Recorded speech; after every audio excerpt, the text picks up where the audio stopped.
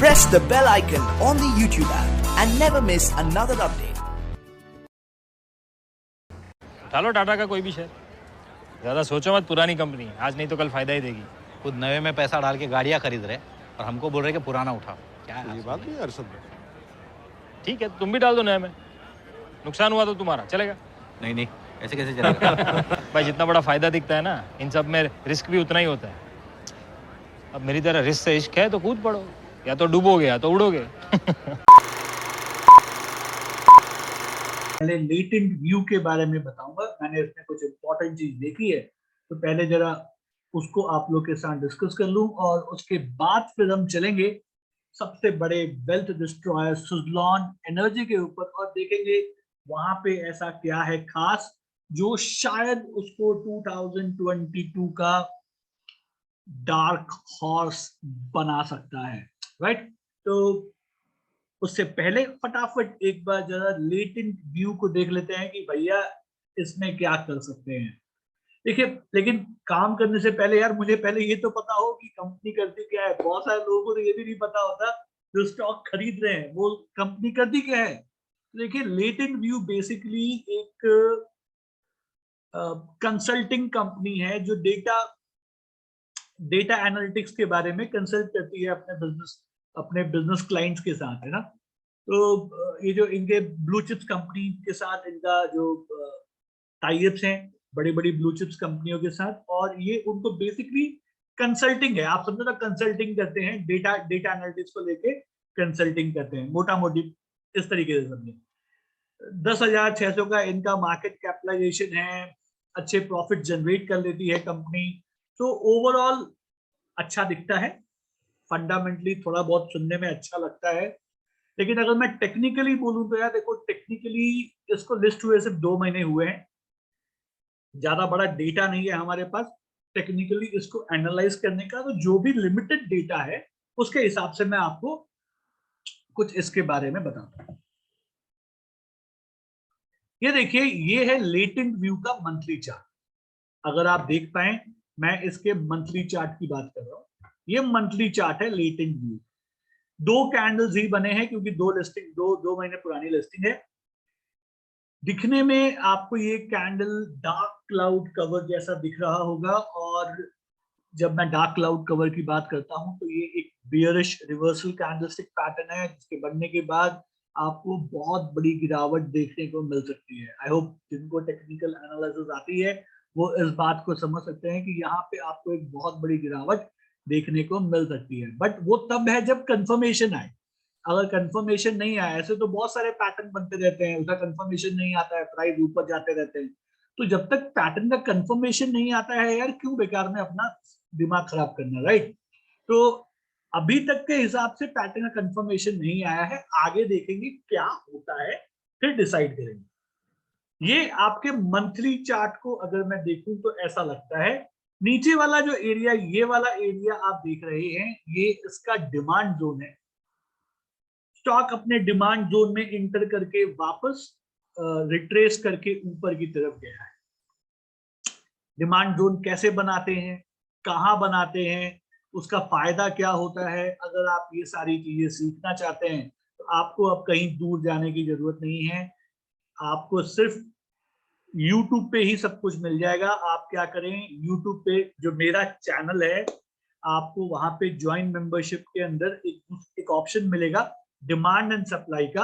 आप जाके उस पर क्लिक करके आप इसको सीख सकते हैं। हाँ, पैसे लगते हैं भाई, है ना।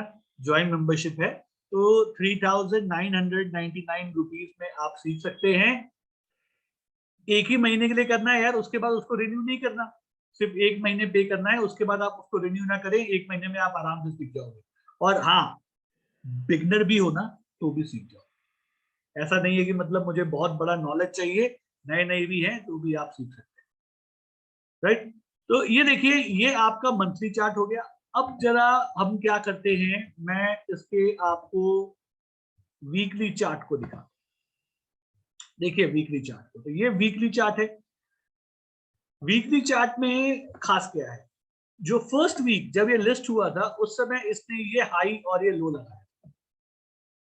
उसके बाद से 5 हफ्ते बीत गए। इस 5 हफ्तों में हम उसी के अंदर घूम रहे हैं, ना हमने इसके हाई को तोड़ा है ना हमने इसके लो को तोड़ा है, डिमांड जोन के अंदर अभी हम आके बैठे हैं और ये आपको इसकी कहानी दिखाई पड़ती है डिमांड जोन के अभी वीकली चार्ट।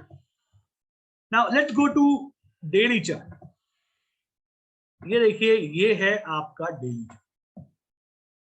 डेली चार्ट मैंने आपको दिखा दिया भाई, ये आपका डेली चार्ट है और डेली चार्ट में आप देख सकते हैं कि डिमांड जोन में इसने एंट्री की, कुछ समय गुजारा है, देखिए डिमांड जोन में कंसोलिडेशन किया है और उसके बाद प्राइस यहां से ऊपर की तरफ उठ रहे हैं।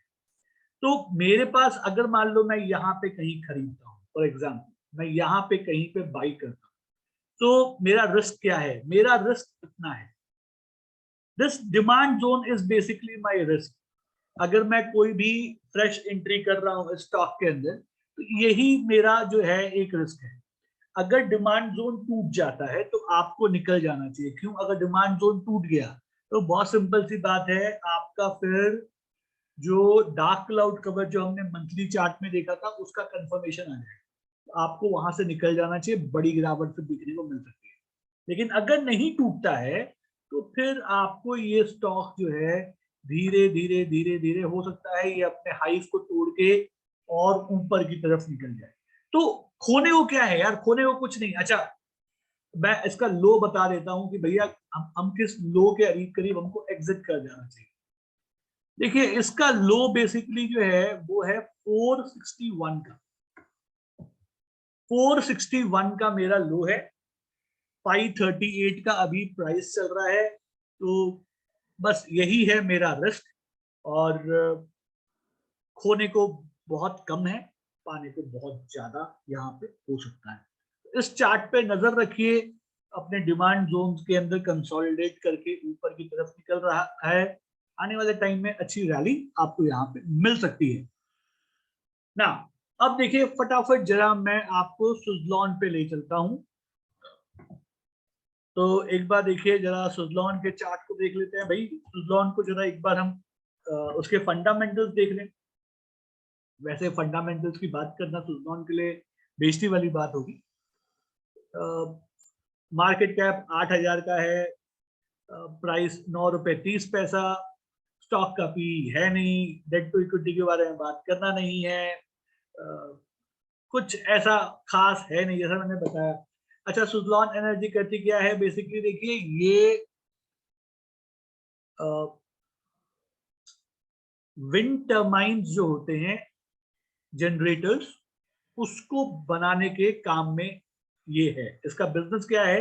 ये मैन्युफैक्चर करती है विंड टर्बाइन जनरेटर्स, WTG को ये मैन्युफैक्चर करती है। उसके साथ साथ जो उसमें कंपोनेंट्स लगते हैं उसको भी ये मैन्युफैक्चर करती है। अब तक का सबसे बड़ा वेल्थ डिस्ट्रॉयर है सुज़लॉन एनर्जी।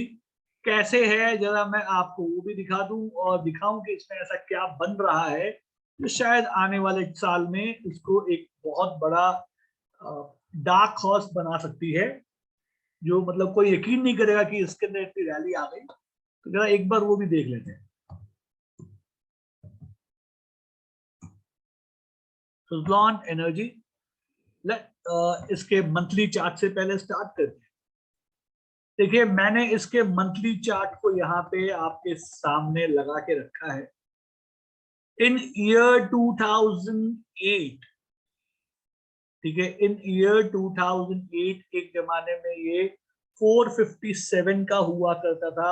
आज 2021 खत्म होने आया है और 9 रुपए 30 पैसे पे है। तो आप समझ सकते हैं कि इतने साल भी गुजर गए और टाइम वाइज भी पिटाई हुई और पैसे तो गए, दोनों चीज मतलब इसने आपको एक साथ आपको बर्बाद किया है।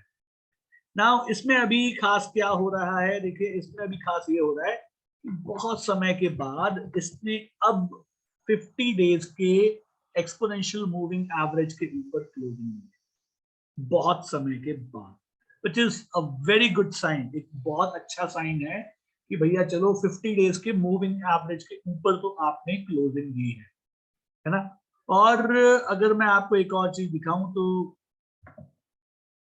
अगर मैं एक और इंडिकेटर यहाँ पे लगाने की कोशिश करता हूं बॉलिंजर बैंड्स में यहाँ पे लगा लेता हूँ, लेट्स से। तो आप देख पाएंगे कि ये बॉलिंजर बैंड के ऊपर भी इसने क्लोजिंग दी है, जो कि एक बहुत ही अच्छा संकेत माना जाता है। तो आपको यहां से हो सकता है इसमें एक रैली देखने को मिले, एक रैली देखने को मिले। तो मैं इस स्टॉक के अंदर, इवन दो ये अब तक का सबसे बड़ा वेल्थ डिस्ट्रॉयर है, मेरे को ये एज ऑफ नाउ ठीक लगता है, क्योंकि सारे जो भी पावर सेक्टर के स्टॉक्स हैं, है ना, जो इस बिजनेस में हैं, उनमें अब विंड टर्बाइन जनरेटर बना रहा है, मतलब इससे बिजली ही प्रोड्यूस होगी।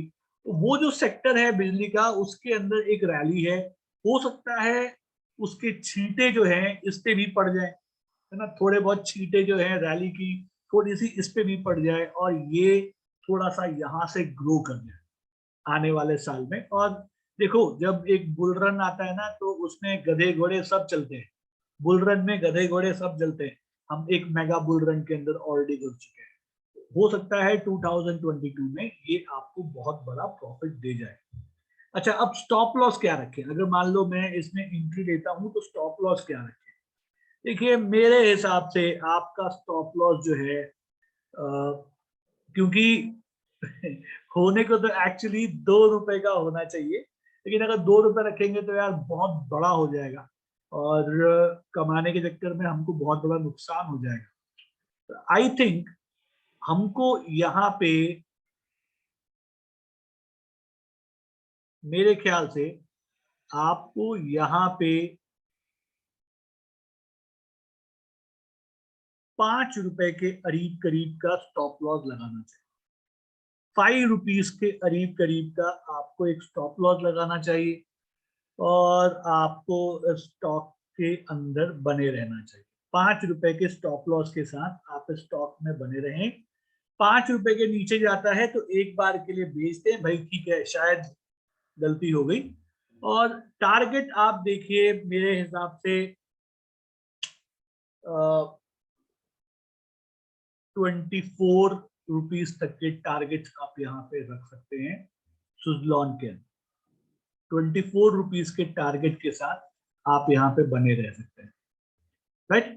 सो आई होप मैंने आपको सुजलॉन के बारे में और लेकिन व्यू के बारे में बताया है। कोई भी सवाल है आपके तो आप मुझसे कमेंट बॉक्स में पूछ सकते हैं। फिर आप लोग से बहुत जल्दी मुलाकात होगी। तब तक के लिए सीखते रहिए, कमाते रहिए, खुश रहिए।